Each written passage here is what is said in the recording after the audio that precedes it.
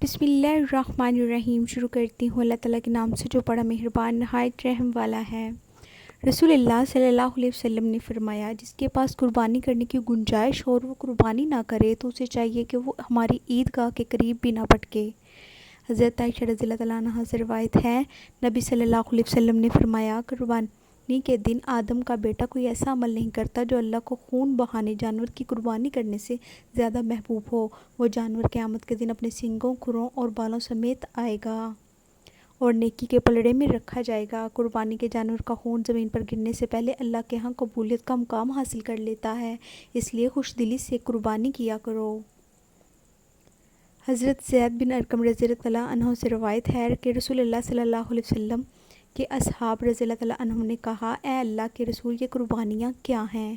رسول اللہ صلی اللہ علیہ وسلم نے فرمایا، تمہارے باپ ابراہیم علیہ السلام کی سنت ہے۔ انہوں نے کہا، اس میں ہمارے لیے کیا ثواب ہے؟ آپ نے فرمایا، ہر بال کے بدلے نیکی ہے۔ انہوں نے کہا، اے اللہ کے رسول، اور اون؟ فرمایا، ان کے بھی ہر بال کے بدلے نیکی ہے۔ حضرت ابو امامہ باہر رضی اللہ عنہ سے روایت ہے، رسول اللہ صلی اللہ علیہ وسلم نے فرمایا، بہترین کفن وہ ہے جو ایک رنگ کی 2 چادروں پر مشتمل ہو، اور بہترین قربانی سینگوں والا مینڈا ہے۔